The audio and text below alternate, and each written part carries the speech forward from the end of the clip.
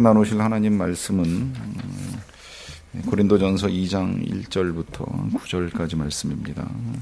고린도전서 2장 1절부터 9절까지 말씀입니다. 연락을 다 받으셨겠지만 여성 구셈 2부 예배 지휘자 하시는 오정희 집사님 시부께서 어제 소천하셔서 오늘 교회에서는 위로 예배가 빈소에서 12시에, 교회에서는 11시 30분에 출발을 하도록 하겠습니다. 2장 1절부터 9절까지 말씀을 저와 여러분들이 한 절씩 교독하겠습니다.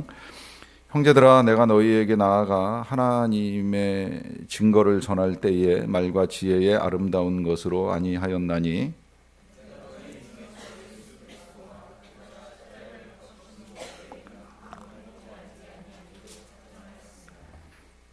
내가 너희 가운데 거할 때에 약하고 두려워하고 심히 떨었노랑.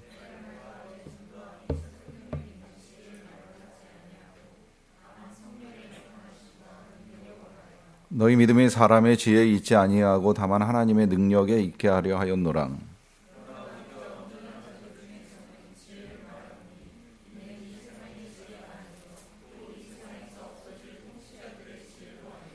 오직 은밀한 가운데 있는 하나님의 지혜를 말하는 것으로서 곧 감추어졌던 것인데 하나님이 우리의 영광을 위하여 만세전에 미리 정하신 것이라.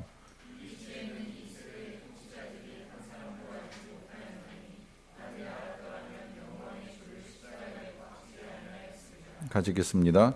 기록된 바 하나님이 자기를 사랑하는 자를 위하여 예비하신 모든 것은 눈으로 보지 못하고 귀로 듣지 못하고 사람의 마음으로 생각하지도 못하였다 함과 같으니라. 아멘. 전도를 하다가 하나님을 강하게 부정하는 사람을 만나게 되면 때때로 그런 마음이 들 때가 있습니다. 우리 안에 하나님이 허락하시는 능력에 대한 기대입니다. 저도 개인적으로 때로 사역을 하면서 진짜 병 고치는 은사와 능력이 좀 더 확실하게 나타났으면 어땠을까 하는 생각을 가지는 일이 있었어요. 그러면 좀 더 전하는 데 힘이 되지 않을까 이제 이런 생각을 하는 겁니다. 안 믿는 사람한테 기도해보라 하고서 그가 기도할 때에 하나님의 응답의 역사가 신속하게 나타남으로 인해서 또 하나님이 계시다는 걸 그가 경험할 수 있으면 얼마나 좋을까 이제 이런 생각도 해보는 일이 있고요. 이런 거 아니면 이제 혹 이런 생각을 하신 적은 있는지 모르겠어요. 나의 삶의 형편이 좀 나아져서 가족들로 하여금 아니면 뭐 이웃들로 하여금 하나님이 계신 것을 좀 보여주었으면 좋겠다. 뭐 그게 경제적 형편이 좋아지는 것이든 아니면 자녀의 진로가 쉽게 열리는 것이든 여러 가지 자랑할 만한 것들이 좀 드러남으로 인하여서 내가 하나님을 믿기 때문에 하나님께서 나에게 이런 은혜를 베푸셨다 하는 것을 통해서 전도하고 싶은 그런 마음 가져보신 적이 있는지 모르겠어요. 이제 그런 거 아니면 또 하나 이제 이런 생각도 할 수 있습니다. 불신자와 만나서 대화를 나누는 중에 아무래도 우리는 이제 주님을 전하기 위해서 애를 쓰는데 이 듣는 사람들이 쉽게 받아들이거나 수긍을 하지 않죠.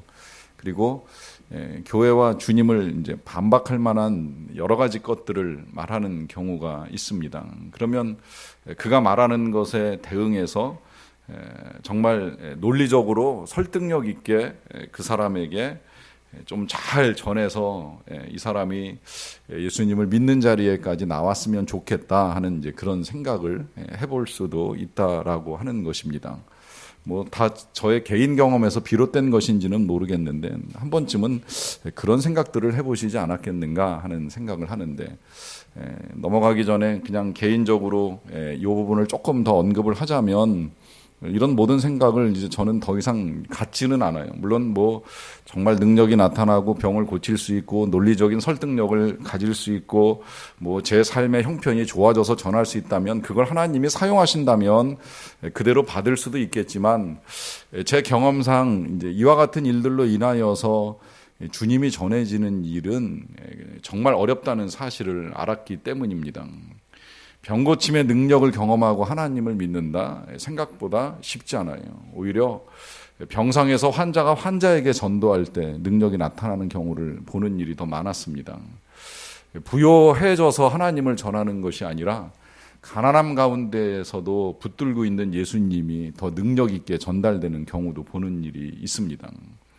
논리적 설득에 있어서는 더더욱 아무리 상대방을 압도할 만한 논리가 제 안에 있다고 하더라도 제가 전하는 논리를 가지고 상대방이 설득당해서 목사님 말씀 들으니 내가 이제부터 예수님을 믿어야 되겠습니다라고 하는 사람은 거의 없더라 하는 거예요.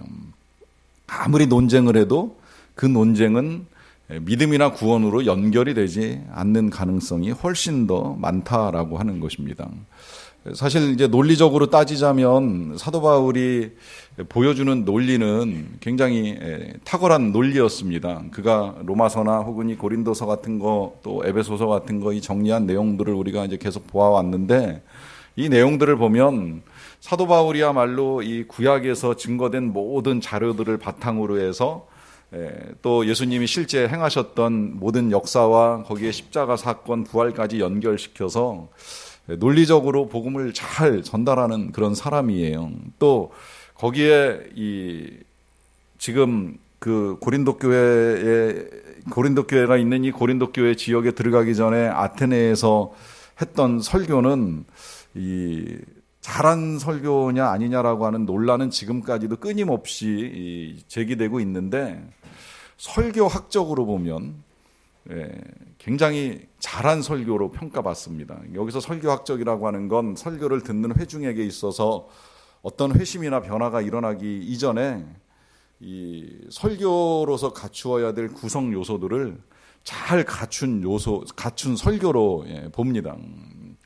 그런 면에서 보면 지적으로나 논리적으로나 굉장히 설득력 있게 준비를 잘한 설교임에도 불구하고 그는 이 아데네서의 사역에 이제 어려움을 겪으면서 고린도 지역에 들어가게 됐어요. 이제 그러다 보니까 그 고린도 지역에 들어가서 교회를 세우고 그 교회가 어느 정도 안정이 되었을 때 떠나오는 일이 있게 되었는데 이 후에 이제 고린도 교회에 일어나는 여러 가지 일들로 말미암아 그 교회에 편지를 쓰게 되는데 그 편지 속에서 바울이 주장하고 있는 첫 번째의 내용은 하나님의 지혜를 바르게 알아야 된다라고 하는 것입니다.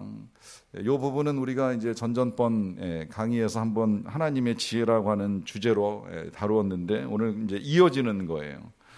기억하시겠지만 이 하나님의 지혜라고 하는 것이 우리가 지금 열거했던 여러 가지 방법들을 통해서 하나님의 구원 역사가 세상에 알려지고 드러나는 것이 아니라는 거예요. 오히려 하나님의 지혜는 인간들이 받아들이기에 힘든 십자가를 통해서 나타났다는 거죠. 그러다 보니까 이 십자가의 도가 멸망하는 자들이 봤을 때에는 한없이 미련한 것이 되고 구원을 얻는 우리에게는 하나님의 능력이 된다라고 하면서 하나님의 지혜는 다른 데 있는 것이 아니라 십자가에 있다라고 하는 사실을 밝혀줍니다. 이 십자가가 구원을 얻는 여러 가지 방편들 중에 하나가 아니고요. 또 하나님이 우리를 사랑하시는 것을 보여주는 많은 것들 가운데 하나도 아니라는 거예요. 십자가는 말 그대로 구원의 완성이고 하나님의 사랑의 결정입니다. 이 십자가를 위하여서 하나님이 구약의 많은 역사와 사건들을 진행해 오셨고 그 사건들을 통해서 말씀해 주셨고 그 사건들이 완성된 자리가 십자가고 이 십자가를 통해서 우리의 구원이 이루어졌기에 이 십자가는 모르는 사람들이 봤을 때에는 정말 한없이 미련한 것처럼 보일지 모르겠지만 우리에게 있어서는 가장 강력한 하나님의 구원 역사가 나타난 구원의 능력이 나타난 자리라고 하는 것이지요. 그러하기 때문에 사도 바울은 이제 중간에 우리가 지난주에 보았던 부르심에 대한 내용을 이제 건너뛰면서 다시 이 십자가가 얼마나 중요한가라고 하는 사실을 밝혀주고 있는데요. 그 내용의 시작이 오늘 2장 1절에 이렇게 시작이 됩니다. 형제들아 내가 너희에게 나아가 하나님의 증거를 전할 때에 말과 지혜의 아름다운 것으로 아니하였다라고 합니다. 일단 다시 한번 사도 바울이 사용하는 호칭부터 주목을 하게 되는데요. 그것은 형제들아라고 하는 호칭을 사용하고 있는 것입니다. 앞서도 이 호칭이 한번 나오긴 했습니다만 다시 짚고 넘어가는 것은 우리가 바라보는 우리 성도들의 모습이 어떠하든지 그는 우리의 형제라고 하는 거예요. 이 형제라는 표현이 또 중요한 건 뭐냐면 사도 바울은 지금 이 고린도 교회가 일으키고 있는 여러 가지 문제들을 대면함에 있어서 절대 비판적 시각이 아니라 애정어린 마음으로 하나님의 뜻을 전하고 있다는 겁니다. 새벽에 잠깐 언급했는데 어제 우리 교역자들이 이제 식사하고 나누는 중에 이 설교의 크리틱에 대한 문제를 가지고 대화를 하는 일이 있었어요. 설교를 서로 이 크리틱 해주는 것은 어떨까 하는 이제 이야기를 나눈 겁니다. 때로 필요하다는 생각을 해요. 들어보니까 어느 교회는 이제 부임하면 첫 설교 하고 나면 그 첫 설교 전인가 후인가 첫 설교 하고 난 다음이죠. 하고 나면 전체 교역자가 다 같이 그 사람의 첫 설교를 크리틱 해주는 일이 있다 하는 이야기를 듣게 되었는데 때로 유익하고 필요할 것이다라고 하는 생각을 하기는 해요. 그런데 이제 여러 이야기를 나누는 중에 제가 그런 이야기를 했습니다. 크리틱이 설교의 발전을 위해서 유익하고 필요한 것이긴 한데 이 크리틱이 애정 없이 사랑 없이 하게 되면 큰 상처를 받을 수 있다. 사람을 주눅들게 할 수도 있고 자신감을 엄청 떨어뜨릴 수도 있다 하는 이제 말씀을 나눴습니다. 그래서 저는 크리틱이라고 하는 단어 자체가 가지고 있는 이 예리함이나 냉철함, 냉정함 이런 것보다는 차라리 코칭이나 너칭 같은 표현이 더 적절하지 않을까 이제 이런 생각까지도 하게 되는데요. 뭐 그걸 어떤 식으로 하든 뭐 코치로 하든 크리틱으로 하든 사랑 없이 하면 사람이 발전하지 않고 오히려 사람이 위축될 수도 있다는 거예요.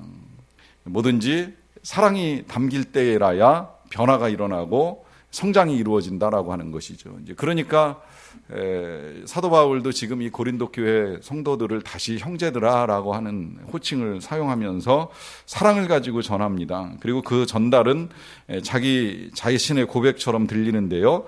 내가 너희에게 나아가 하나님의 증거를 전할 때에 하나님의 증거라는 건 뭐 하나님이 알려주신 것들이라고 하면 되겠지요.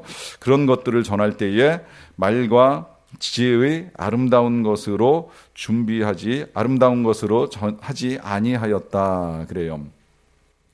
말과 지혜의 아름다운 것으로 하지 아니하였다라고 하는 이 말의 의미는 뭐 그 뒤에 연결되기는 하겠습니다만은 그러나 기왕에 이제 이런 표현을 사도 바울 선생님이 사용을 하니까 우리가 증거하는 일을 하게 될 때에 그러면 어떻게 해야 되느냐라고 하는 걸 지금 이 말씀을 가지고 조금 더 생각을 해봤으면 좋겠어요. 뭐 전도할 때도 마찬가지고요. 혹은 전도하는 일이 아니라면 이제 저같이 이 강단에서 사람들에게 교인들이죠. 성도들에게 말씀을 전하는 일을 하는 사역을 감당할 때가 있을 것이고요. 아니면 이제 우리 샘지기들께서는 이제 샘에서 샘원들과 함께 나누는 일을 하실 때도 있을 것이고 또 교사의 사역을 감당한다면 이제 분반해서 어린 자녀들에게 하나님의 말씀을 나누는 일을 하는 일들을 감당하게 될 터인데 그런 어떤 사역이든지 관계없이 하나님의 증거를 전하는 데 있어서 제일 먼저 요구되는 첫 번째가 말과 지혜의 아름다운 것으로 하지 아니한다라고 하는 것인데 이 표현을 주의해야 될 건 그 뒤에 연결되는 내용 때문인데 자칫 잘못하면 우리의 말과 지혜만 의지하다가 이제 낭패를 볼 수 있다는 거예요. 제가 우리 교회에서 소그룹을 인도할 때 그런 말씀, 그 샘지기 훈련을 할 때 이제 드린 것을 혹시 기억하실지 모르겠는데 잘 준비했을 때 조심하라라고 하는 부탁을 드립니다.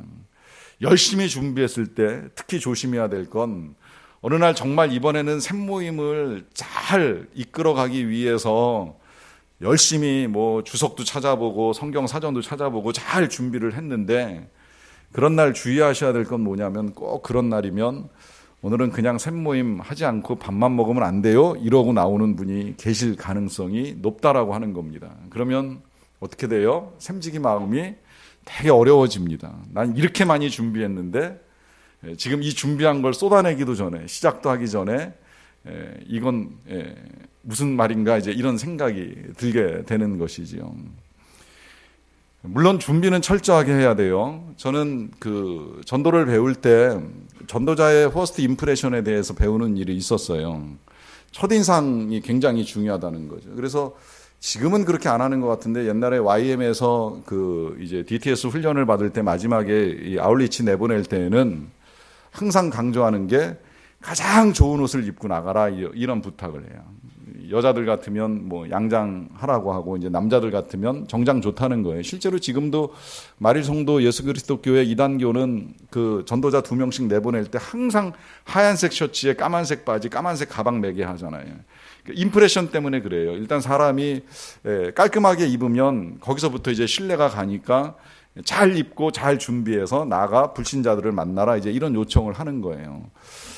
그런 면에서 저는 뭐 그건 나쁘지 않다고 생각을 해요. 우리가 이 사람이 하나님하고 달라서 하나님은 우리의 중심, 우리의 믿음을 보시지만 사람은 겉모습 보잖아요. 처음에 이 사람이 어떤 모습으로 내게 다가오느냐 이게 굉장히 중요하다 보니까 그 임프레션에 의해서 소위 말하는 편견과 선입견 갖고 반은 접거나 반은 덮어두고 가는 일들이 생기기 때문에 처음에 어떤 인상을 주느냐 굉장히 중요하거든요. 그런 면에서는 준비가 굉장히 중요합니다. 잘 준비해야 됩니다.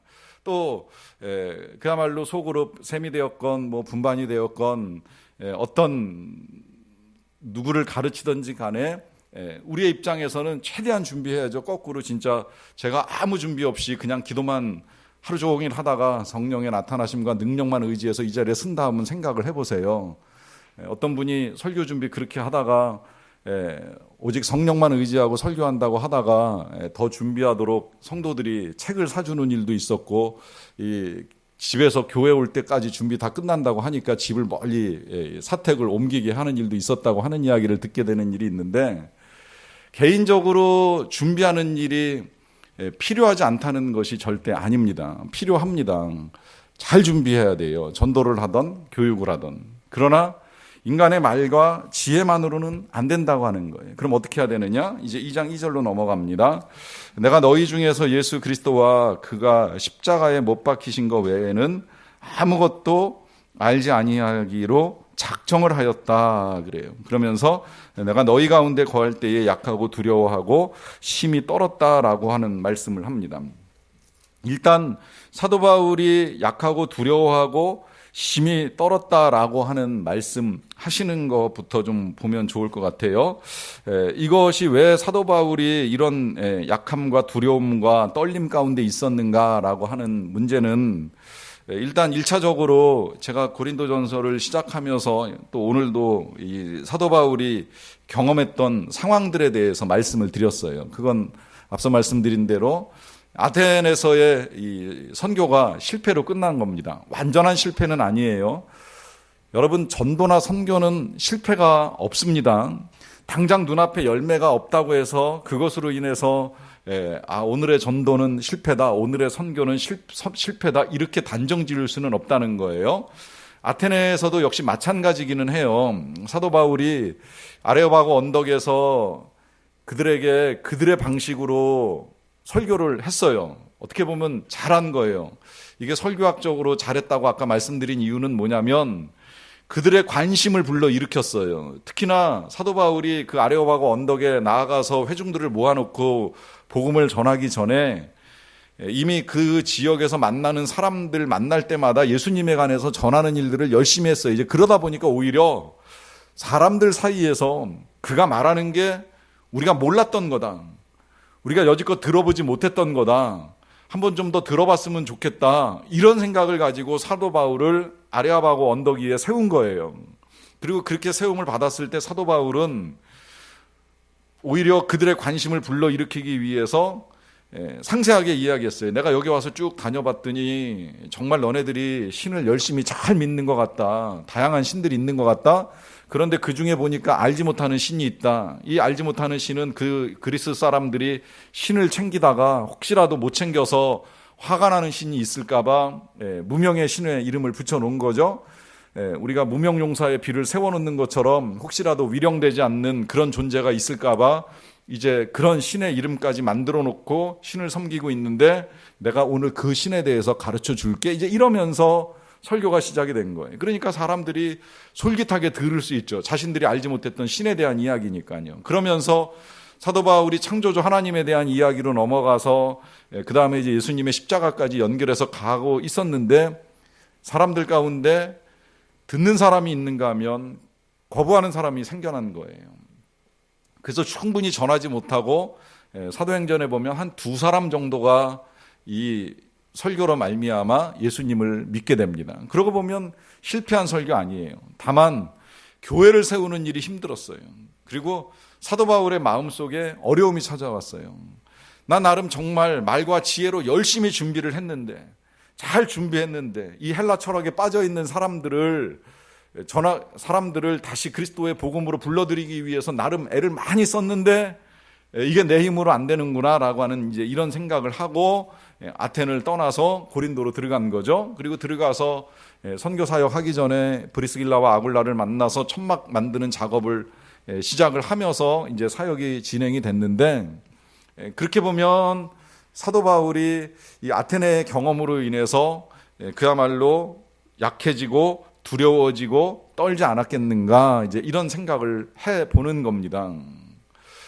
이 생각이 뭐 틀리지는 않다고 여겨지는데 또 한편으로는 그런 생각도 하게 되는 거죠.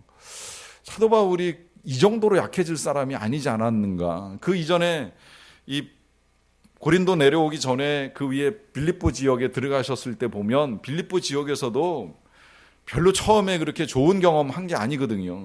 귀신 내쫓아 주다가 사람들이 달려들어서 돌로 치고 법정으로 넘겨가지고 재판도 안 받고 그냥 바로 감옥에 들어가는 일이 있었거든요. 두드려 맞고 감옥에 들어갔습니다. 그러면 한 번쯤 내가 이 일을 왜 해야 되나, 내가 왜 이 고생을 하는가 생각할 만도 한데 사도 바울은 그런 생각에 빠지지 않았어요. 오히려 그가 감옥 속에서 한 일은 하나님을 찬양하는 일이었고 기도하는 일이었어요. 그 가운데 감옥 문이 열렸지만 도망갈 생각도 하지 아니하고 자결하려던 그 빌립보 감옥의 간수에게 복음을 전하고 예수님을 믿게 하는 일이 일어납니다. 이렇게 보면 사도 바울이 그렇게 약한 사람이 아니거든요. 강한 사람이에요. 강한 사람이니까 맞거나 투옥되거나 죽을 지경에 처하거나 한 번도 멈추거나 약해진 적이 없습니다.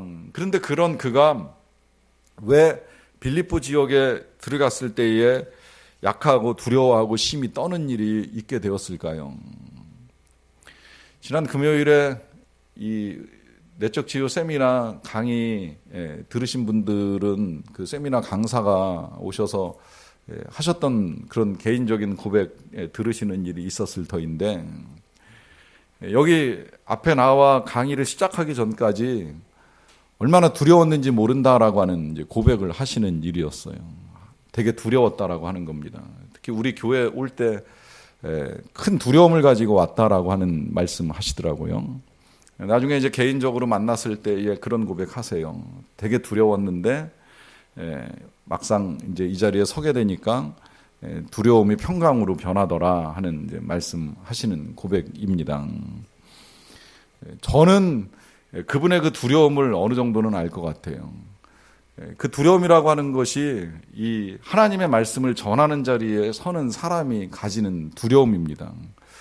여러분들은 어떻게 보실지는 모르겠는데, 이제 제가 그 강사분께 솔직히 고백한 내용이에요. 저는 매주일 두렵습니다. 매주일 주일마다 강단에 올라갈 때에 정말 약하고 두려움 가운데 떨면서 올라갑니다. 그러니까 이게 그동안의 경험, 그동안의 어떤 담대함이나 평안함과는 전혀 상관없이 하나님의 말씀을 붙들고 강단에 서게 될 때에 그 말씀을 전하는 자가 겪을 수 있는 두려움과 떨림이라고 하는 거죠. 이제 그렇게 보면 사도 바울이 그냥 단순히 이 아테네에서의 경험만 가지고 이 두려움을 가지는 것이 아니라 하나님의 말씀을 전하는 일에 있어서 그 사역자가 가지는 이제 그런 약함과 두려움과 떨림이 아니겠는가라고 하는 것이죠.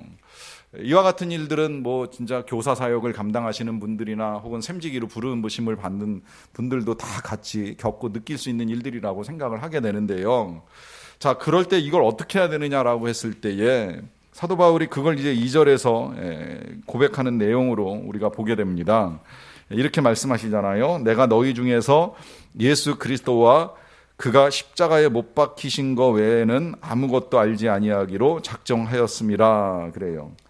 자, 여기 이제 이걸 제가 오늘 하나님의 지혜 두 번째로서 다시 이제 소제목을 달았는데 그게 그리스도와 십자가라고 하는 것입니다. 이제 이것이 하나님의 지혜라고 하는 말씀을 드렸어요. 그런데 이 하나님의 지혜가 그리스도와 십자가인 건 뭐 쉽게 우리가 이해할 수 있잖아요. 그런데 왜 이것을 하나님의 지혜라고 말하느냐라고 했을 때에 이 그리스도와 십자가가 하나님의 지혜가 되기 위해서 사도 바울이 고백하는 고백을 우리가 조금 더 볼 필요가 있습니다. 근데 그 고백은 다른 어떤 고백이 아니라 내가 이거 이외에는 다른 어떤 것을 알지 아니하기로 작정을 했다는 거예요. 작정. 이 고백이 중요합니다. 왜냐하면 이 작정이라고 하는 거 다른 말로 표현을 하면 결단이라고 할 수 있겠는데요. 오직 그리스도와 십자가만은 알기로 이제 결단을 하는 거잖아요. 자, 그러면 보세요. 사도 바울이 이 고린도에 들어가기 전에는 그리스도를 몰랐을까요? 아니죠. 십자가를 몰랐을까요? 아니죠. 그리스도도 알고 있고 십자가도 알았어요.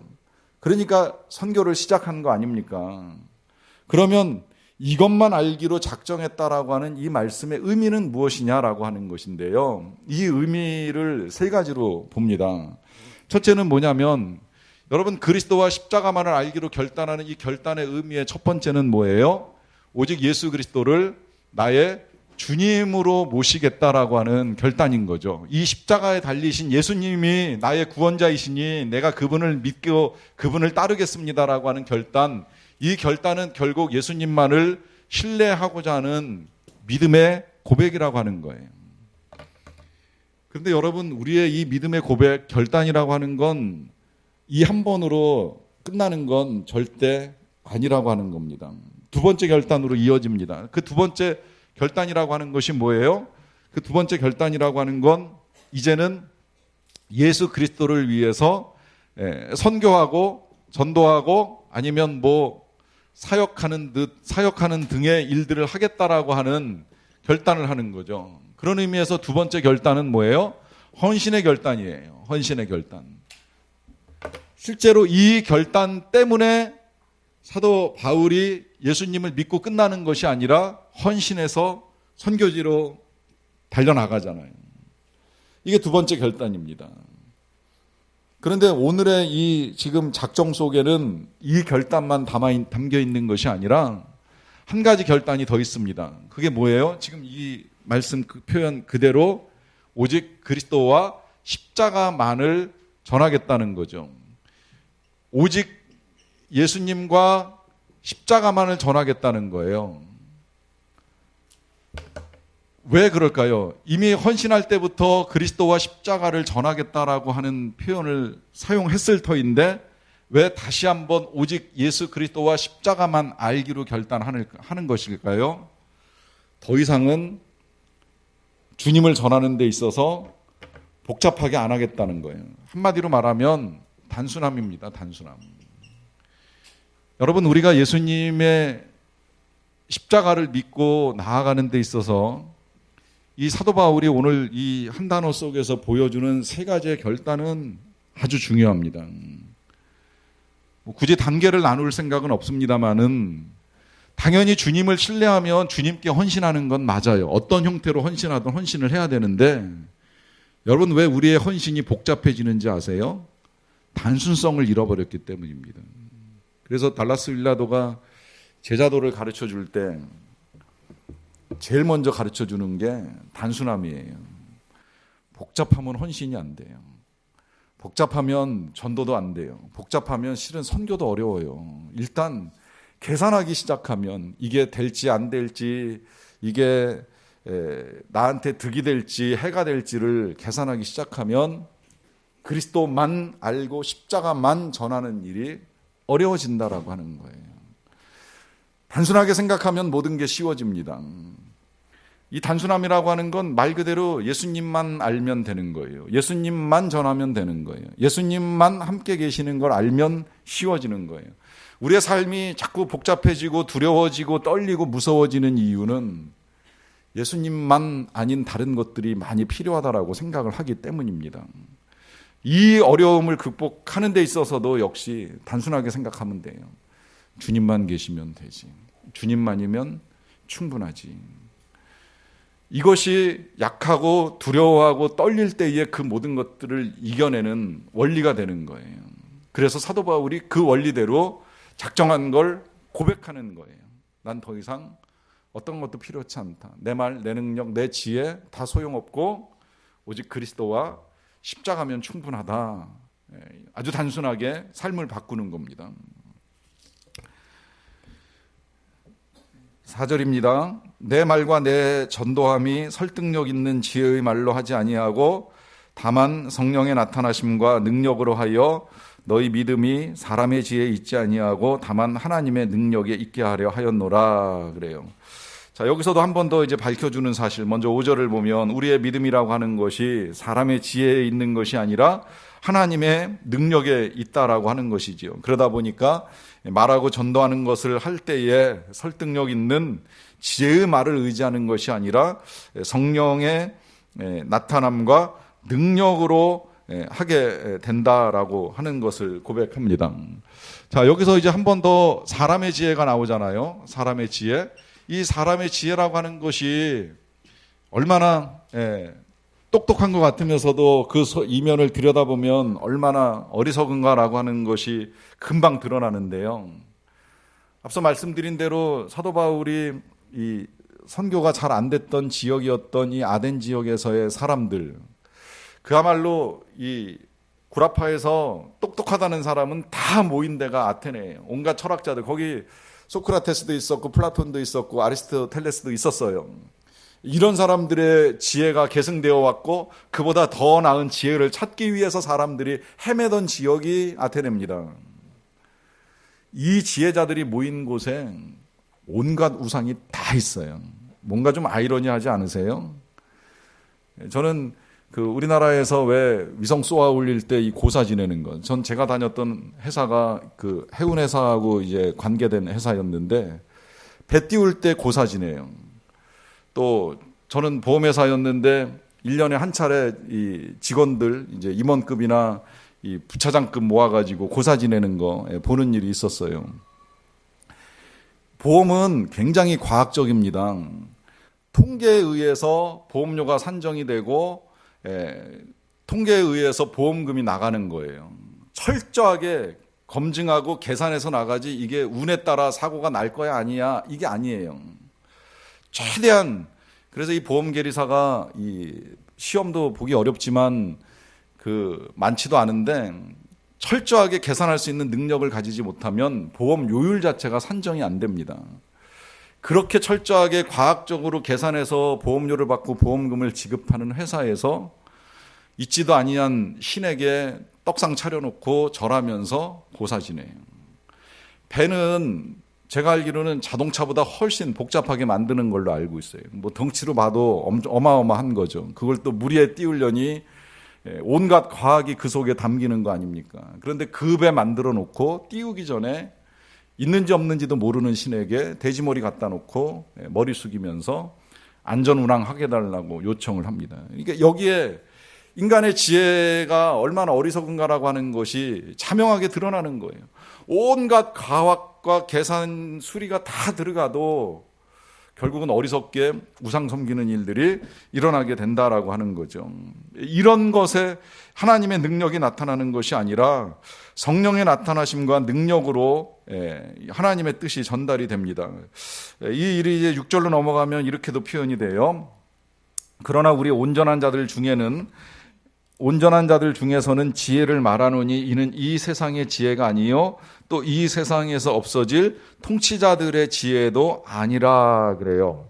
자, 일단 세상의 사람의 지혜는 아까 말씀드린 대로 보면 이 지혜가 결국은 이제 우상을 섬기는 일로 나타납니다. 거기다가 이 통치자들의 지혜라고 하는 이제 표현이 나왔는데요. 이 표현은 뭐 실제 통치자들이 가지고 있는 지혜라고 봐도 저는 틀리지 않다라고 생각을 해요.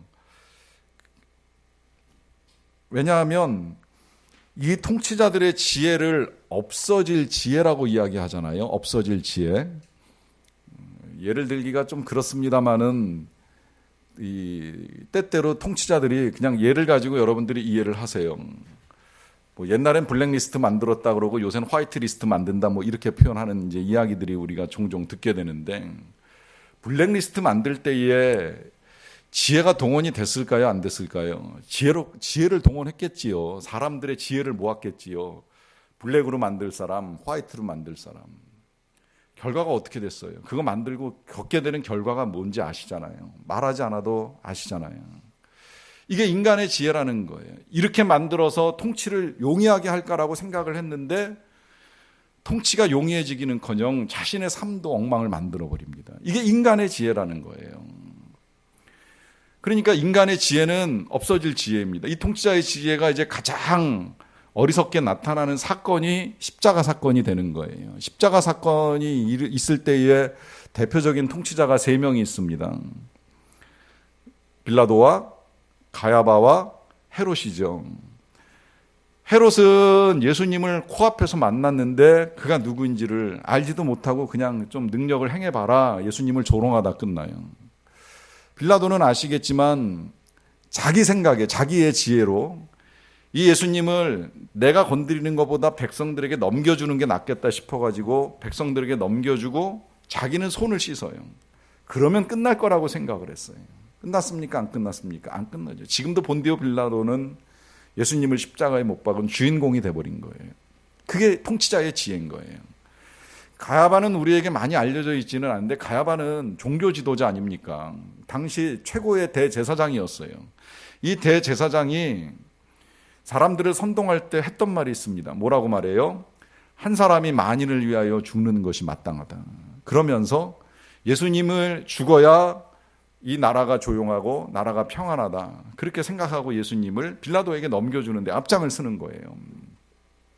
그 어떤 통치자도 각자 나름대로 지혜를 발동해서 최고의 선택을 한다고 했지만 결과적으로는 예수님을 십자가에 못 박고 또 거기서만 끝나는 것이 아니라 자신들의 인생도 망할 길로 만들어 가고 있다라고 하는 것이죠.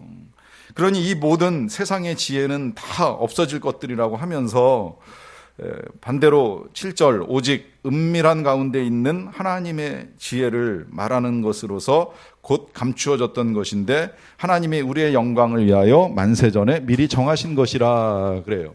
자, 그러면 이제 오늘 우리가 새롭게 접하는 하나님의 지혜는 뭐냐라고 했을 때 몇 가지가 있습니다. 일단 은밀하게 나타난다라고 하는 거예요. 이 은밀이라고 하는 건 사실은 비밀이 아닙니다. 이게 헬라어로 뮤스테리온이라는 단어가 사용이 됐는데 영어 미스테리의 어원입니다. 미스테리라고 하는 건 신비기는 해요. 신비.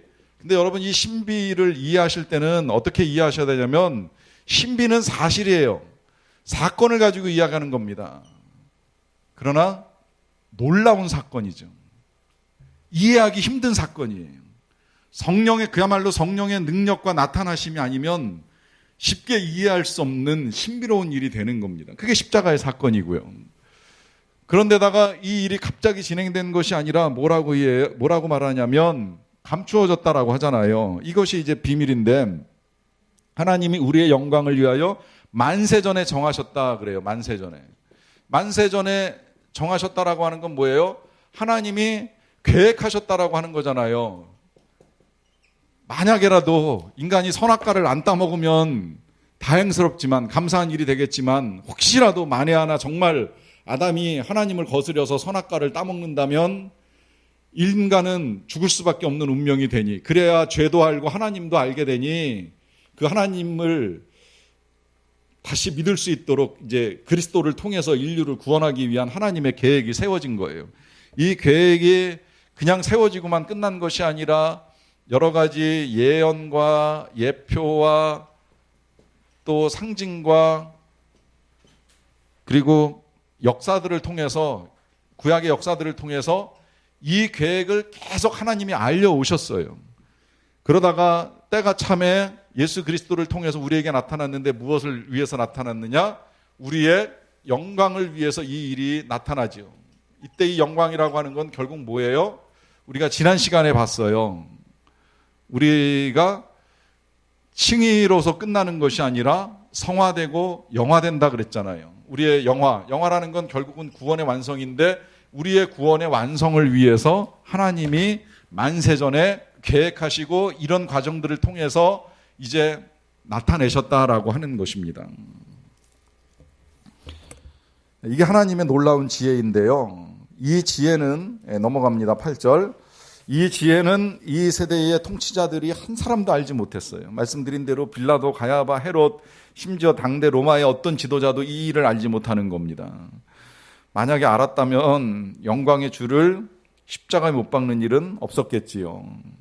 그리고 이 일은 9절 기록된 바 하나님이 자기를 사랑하시는 자들을 위하여 예비하신 모든 것은 눈으로 보지 못하고 귀로 듣지 못하고 사람의 마음으로 생각하지도 못하였다 함과 같으니라 그래요. 자, 이 말씀은 어디에 기록되었느냐라고 했을 때 성경을 보면 이사야서 64장과 65장에 각각 기록된 것으로 나오는데 원문을 보시면 표현이 똑같지는 않아요. 똑같은 내용의 원문은 구약에 없어요. 다만 사도 바울 선생님이 이제 워낙 구약에 능통하시지만 인간의 기억이라는 게 한계가 있어서 64장과 65장에 있는 말씀을 이제 섞어서 기억하시는 가운데에 그냥 이 편지를 써내려 갔을 거라고 생각이 되는데 중요한 건 어디에 인용되었다기보다 이 하나님께서 자기를 사랑하신 자, 말하자면 우리들을 위하여 예비하신 것은 아무나 눈으로 볼 수 있고 아무나 귀로 들을 수 있고 아무나 사람의 마음으로 생각할 수 있는 건 아니라는 거예요. 하나님이 눈을 열어주셔야 되고 귀를 열어주셔야 되고 깨달을 수 있는 지혜를 주셔야만 가능하다라고 하는 겁니다. 그런 면에서 보면 이 귀한 십자가의 도, 하나님의 지혜를 알지 못하는 사람은 결국 다 장애인이라는 거예요. 제가 오늘 새벽에 그런 말씀 잠깐 드렸잖아요. 예수님이 사람들을 초청하라고, 초청할 때 가족 부르지 말고 형제 부르지 말고 밖에 나가서 가난한 사람 부르고 병든 사람 불러오라고, 눈먼 사람, 다리 저는 사람 데리고 오라고. 근데 막상 우리가 사람 불러서 밥 먹으려고 하면 그런 사람 불러서 밥 먹는 거 어려워요. 아무리 잔치해도 그거 쉽지 않아요. 근데 이거 어떻게 해야 되느냐라고 하는 고민 앞에 주님이 우리에게 하시고 싶은 말씀은 그런 사람 불러서 잔치하는 건 물론 뭐 문맥 그대로 그냥 보셔도 상관은 없지만 우리가 그런 사람들이었다는 거예요. 주님을 볼 수도 없고 들을 수도 없고 알 수도 없는 그런 사람들이었다는 거예요. 그런데 어떻게 알게 되느냐? 이건 성령의 나타나심과 능력만으로 가능하다는 겁니다. 우리 각 사람에게 성령이 임하셔서 성령이 눈 열어주시니까 예수님이 보이는 거고 귀 열어주시니까 복음이 들리는 거고 마음을 열어주시니까 깨닫게 되는 것이라는 것이죠. 이 놀라운 하나님의 지혜가 저와 여러분들에게 이미 임하여서 우리가 이 복음의 은혜를 알고 구원에 합당하게 살아가는 주의 거룩한 백성들이 되었다는 겁니다. 그리고 이와 같은 은혜를 알고 있으니 이 은혜에 합당하게 살아야 되지 않겠느냐라고 하는 것이 오늘 여기까지 말씀하시는 주님의 말씀입니다. 늘 십자가와 그리스도만 알고 살아가는 저와 여러분들의 삶이 되기를 간절히 바랍니다.